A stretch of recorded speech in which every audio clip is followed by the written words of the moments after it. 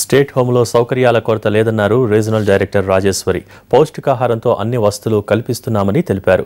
యువతులు ఎందుకు పారిపోయారో అర్థం కావటం లేదని అన్నారు రాజేశ్వరి. పగలు వెనకల మన కిటికీలు అన్నీ ఫిక్స్ చేసాం, దాంట్లో నుంచి అవి ఊచలు అవి తీసేసి దాని నుంచి కిందికి దిగి పారిపోయినట్టుగా మన పోలీసులు చెప్తున్నారు. అంటే ఇంకా there is no other way, ఎందుకంటే వాళ్ళు లాక్ అండ్ కీలో ఉంటారు. యాక్చువల్గా లాక్ చేసుకుని మన అక్కడ ఉన్నటువంటి లేడీ అటెండర్ కిందికి వచ్చారు మంచినీళ్ళు తీసుకొచ్చేదానికని. సో ఈ లోపల అంటే మెయిన్ డోర్ నుంచి వెళ్ళలేదు యాక్చువల్గా. సో పైన కిటికీ తీసి ఆ గ్రిల్ తీసి అక్కడ నుంచి వెళ్ళడం జరిగింది అండి.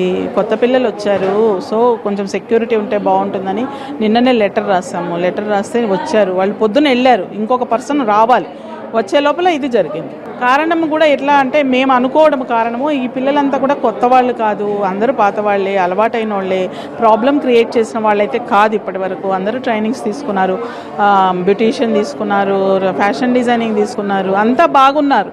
వీళ్ళు పారిపోతారని ఎవరు అసలు అనుకోరు, అలా ఉన్నారనమాట. నిన్న ఏమైంది అని అంటే కొంతమంది పిల్లలకి ఇంక వెళ్ళిపోతారు, దగ్గరకు వచ్చేసింది వాళ్ళ టైం కూడా, కోర్టు నుంచి కూడా ఆర్డర్స్ కూడా వచ్చాయి కొంతమందికి.